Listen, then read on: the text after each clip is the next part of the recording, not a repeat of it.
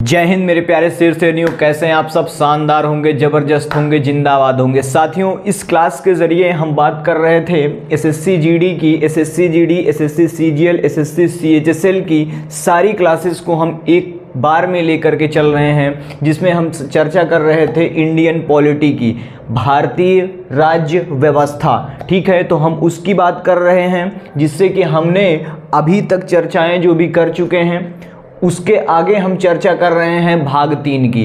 भाग 1 मैंने डिस्कस कर लिया है, भाग 2 मैंने डिस्कस कर लिया है, और अब बात कर रहे हैं भाग 3 की। और भाग 3 में मैंने कुछ आर्टिकलों को एक एक बातें उसमें समझा के मैंने रखी है। ठीक है, तो आज ये आर्टिकल आपको जो भी बताता है, ये भाग 3 का आर्टिकल जो मूल अधिकार है, इसका आर्टिकल जो है 12 से लेकर के 35 तक इसके बारे में हम चर्चा करेंगे। और आज वो बात होगी स्वतंत्रता का अधिकार, जिसको हमको पढ़ना है 19 से 22 तक। कहाँ तक भैया? 19 से 22 तक हमको क्या पढ़ना है? स्वतंत्रता का अधिकार पढ़ना है। 19 की बात करें तो बच्चा लोगों, 19 की क्लास मैंने इसके पिछली वाली क्लास में ले चुका है, जिसमें हमको 7 प्रकार की स्वतंत्रताएं दी गई हैं और 7 प्रकार की स्वतंत्रताएं उसमें हमको बताई गई थी। मैं पिछली क्लास में बेहतर ढंग से डिस्कस किया हूं, जिससे कि आप उसको जा कर के अगर नहीं देखे हैं तो उसको जाइए, और नीचे आपको दिख रही होगी या आपको आई बटन में दिख रही होगी, वहां पर जाकर के आप वो क्लास को देख सकते हैं। ठीक है, तो आज की क्लास में हम बात करने वाले हैं आर्टिकल 20 की। This is most important article. मूल अधिकार के अधिकतर क्वेश्चन जीडी वगैरह में, सीजीएल, सीएचएसएल वगैरह में पूछे जाते हैं। देखिए, तो आर्टिकल 20 जो है, आर्टिकल 20 हमको क्या बताता है? आर्टिकल 20 हमको 3 प्रकार की स्वतंत्रताएं देता है। देखिए साथियों, कितने प्रकार की देता है, तो इसको आप अपने कॉपी में लिखेंगे कि आर्टिकल अनुच्छेद 20 हमको 3 प्रकार की स्वतंत्रता देता है। जो कि पहली स्वतंत्रता है आपकी, एक गलती की एक सजा होनी चाहिए। समझिए फिर से, हम लोग कोर्ट में जाते हैं, जिससे कि हमको ये डिस्कस नहीं होता कि भैया कोर्ट हम पहुँचे और हम जब हायर किए कोर्ट को, तो वहाँ पर जो जज बैठा रहता है वो आपको एक गलती की एक ही सज़ा देगा।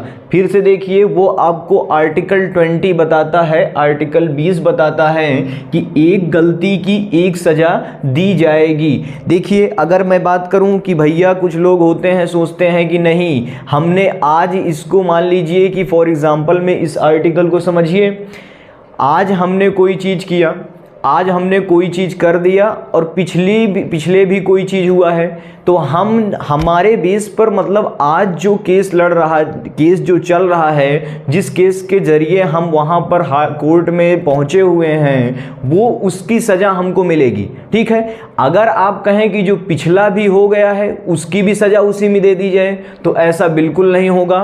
ध्यान में रखना, कोर्ट जाने से पहले कोर्ट की जो भी एक नियमित रूप से सब कुछ समझने के बाद ही आप कोर्ट में पहुँचें तो अधिक अच्छा होगा। ठीक है, तो देखिए आर्टिकल 20 क्या कहता है? एक गलती की एक सज़ा मिलेगी, केवल एक गलती होगी जिसकी एक ही सज़ा मिलेगी। दूसरा क्या कहता है आर्टिकल 20 का? सज़ा उस समय के कानून के अधिकार पर दी जाएगी। देखिए साथियों, इसका मतलब समझिए कि सज़ा उस समय के कानून पर, मतलब जो उस समय कानून है, मतलब जो उस समय कानून है उसी के बेस पर हमको सज़ा मिलेगी।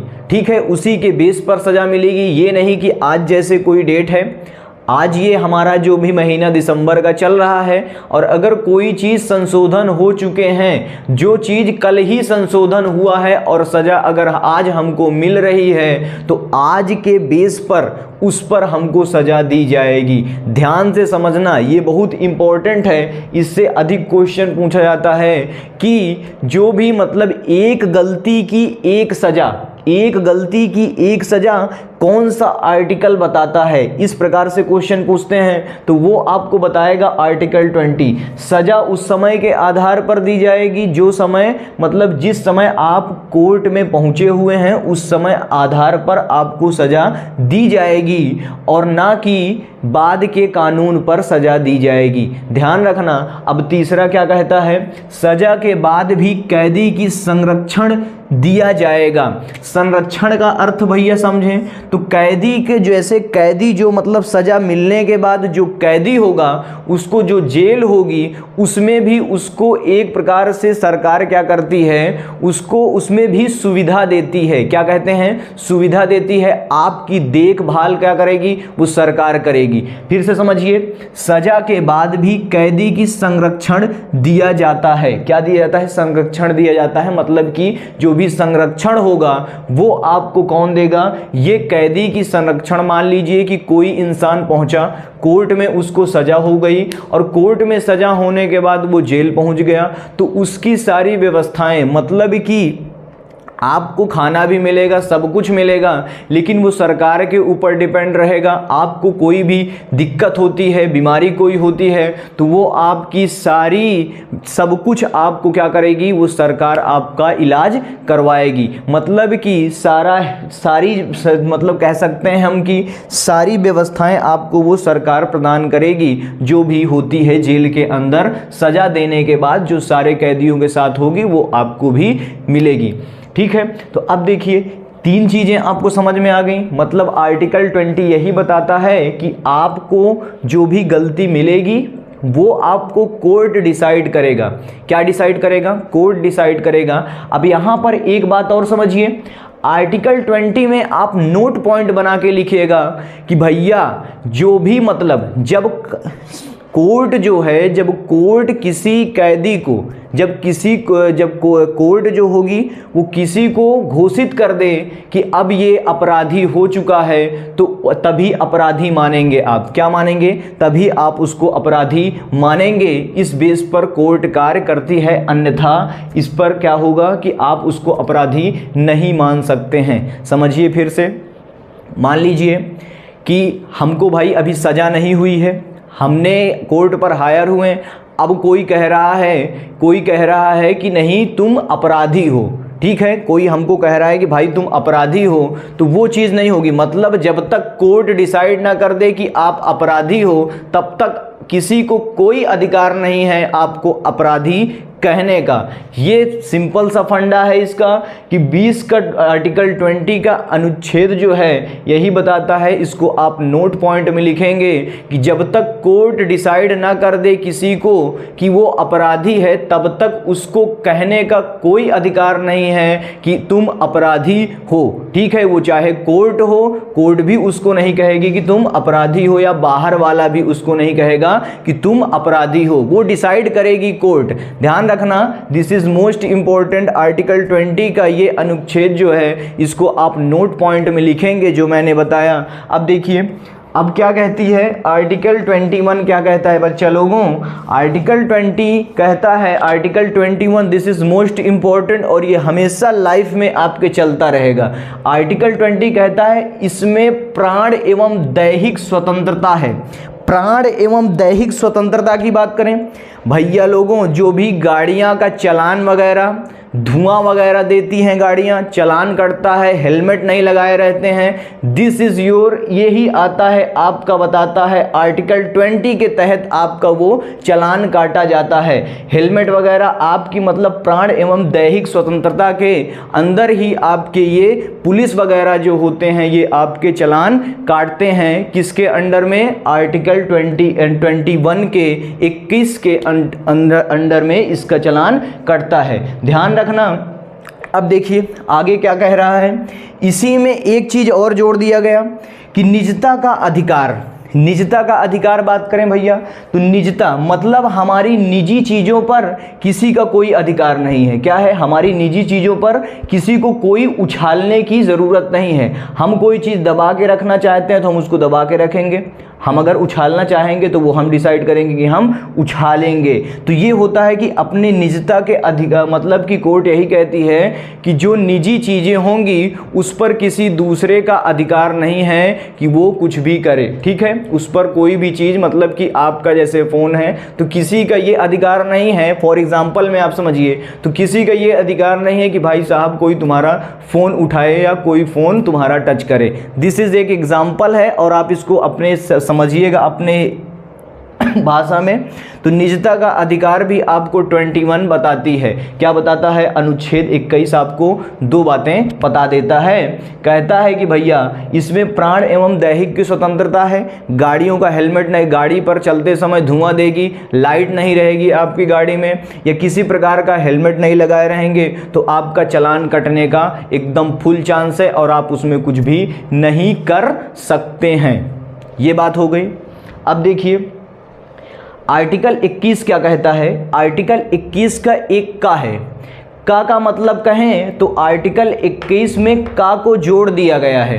क्या कह दिया गया? अब यहाँ पर आर्टिकल 22 भी बन चुका था, आर्टिकल 22 भी लिखा जा चुका था, लेकिन बाद में क्या हुआ कि आर्टिकल 21 में अब इसके अंडर में मतलब कि कोई भी चीज़ें इससे अगर रिलेटेड बनेंगी तो आर्टिकल 21 में ही का, ख, ग, घ इस प्रकार से जोड़ते चले जाएंगे। जो भी इसके अंडर में रिलेटेड चीज़ें बनेंगी तो इस प्रकार से मतलब कह सकते हैं कि आर्टिकल 21 का क्या कहता है। का लिखेंगे, इसको ध्यान रखेंगे। आर्टिकल 21 कहता है, आर्टिकल 21 का कहता है, इसे 6 से 14 वर्ष के बच्चों को निःशुल्क प्राथमिक शिक्षा का अधिकार है।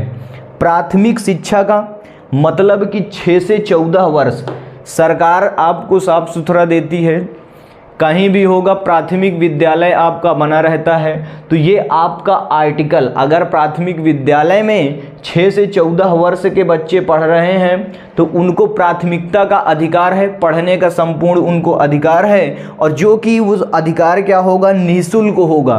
भैया वो सरकार देगी, वो जो भी होगा आपके टीचर वगैरह प्राथमिक विद्यालय बने होते हैं, गाँव में जाएंगे तो प्राथमिक विद्यालय आपको देखने को मिलेंगे और अधिकतर बच्चे वहाँ पे 6 वर्ष से लेकर के 14 वर्ष तक के बच्चे वहाँ पर पढ़ रहे होते हैं, जिससे उनकी फीस नहीं ली जाती, मतलब उनको निःशुल्क शिक्षा देने का अधिकार है। और ये आर्टिकल क्या कहता है? आर्टिकल का बताता है, 21 का ये बात बताता है। इसको अगर बात करें कि आर्टिकल किस संशोधन पर, 86वां संशोधन, 86वां संशोधन पर इसको जोड़ दिया गया है, जो कि कब जोड़ा गया है? 2002 में ये चीज़ जोड़ दी गई है। किसके साथ? आर्टिकल 21 को जोड़ दिया गया है। 86वां संशोधन 2002 द्वारा जोड़ दिया गया है। तो ये बातें आपको ध्यान रखनी है। क्या कह रहा है? ये बातें आप ध्यान रखेंगे जिससे कि एक एक पॉइंट में एक एक चीज़ों को बेहतर ढंग से समझने की कोशिश की जा रही होगी। आपको भी समझ में आ रहा होगा, मुझे उम्मीद है। जिससे कि मिलते हैं साथियों नेक्स्ट क्लास में। जो भी बच्चे पिछली वीडियो नहीं देखे हैं, पिछली क्लास नहीं देखे हैं, वो जा करके क्या कर लें कि पिछली क्लास को देख लें, जिससे कि ये आपको बातें अत्यधिक समझ में आएंगी। थोड़ी बहुत नहीं भाई, अत्यधिक समझ में आएंगी। हमेशा इससे क्वेश्चन पूछा जाता है, पिछली क्लास से क्वेश्चन पूछा जाता है। यूपीएसआई वगैरह में ये आपका आर्टिकल 61 मतलब यहाँ पर दे देता है। इसमें भी जीडी वाले में, कांस्टेबल वाले में आपका ये पूछ सकता है, पूछेगा, जरूर पूछेगा कि भैया प्राण एवं दैहिक की स्वतंत्रता कौन सा आर्टिकल बताता है। इस प्रकार से क्वेश्चन पूछते हैं। या आर्टिकल 21 क्या बताता है, वहाँ पर आपको ऑप्शन दे दिए जाएंगे, प्राण एवं दैहिक की स्वतंत्रता। इस प्रकार से आपको आपके क्वेश्चन बनते हैं, जिससे कि इसको आपको समझने की अत्यधिक आवश्यकता है और इसको आप समझिए। ठीक है, ये आपकी रिस्पॉन्सिबिलिटी, आप किस प्रकार से समझ रहे हैं, अपना थोड़ा लेवल ऊपर करके समझिए। तो मोटिवेशन है आपका, मंजिल पर सफलता का निशान चाहिए, मंजिल पर सफलता का निशान चाहिए, होठों पे खिलती हुई मुस्कान चाहिए, होठों पर खिलती हुई मुस्कान चाहिए। बदलने वाले नहीं हम, छोटे से टुकड़े से हमें तो बदलने वाले नहीं हैं हम, छोटे से टुकड़े से हमें तो पूरा का पूरा आसमान चाहिए। ठीक है, तो साथियों बने रहना इसी मोटिवेशन के साथ। नेक्स्ट वीडियो में जल्द ही आपको अपलोड हो जाएगी। पर डे मिलिए। जो बच्चे नए हैं चैनल को सब्सक्राइब कर लें और जुड़ जाएं मुझसे, जिससे कि आपकी पॉलिटी एकदम ज़बरदस्त तरीके से जीडी के एग्ज़ाम ख़त्म हो आते आते ये चीज़ आपको एकदम ढंग से समझ में आ जाएगी भाई, एकदम ढंग से समझ में आ जाएगी। इसमें से कोई बात ही नहीं होगी, पूरी पॉलिटी आपको समझ में आ जाएगी। किसी भी एक नोट्स बनाते चलिए, ठीक है, मेरी मानिए तो एक नोट्स बनाते चलिए और उसको आप अपने कॉपी में लिख करके और बढ़िया से उसको आप अपने हिसाब से समझते चलिए। ठीक है, कोई भी दिक्कत होती है आप मुझे कमेंट करेंगे, शानदार ज़बरदस्त मैं आपका जवाब दूंगा। जिस प्रकार से होगा आपका कमेंट उस प्रकार से आपको जवाब मिलेगा अच्छे तरीके से। ठीक है, तो मिलते हैं साथियों नेक्स्ट वीडियो में। तब तक के लिए जय हिंद।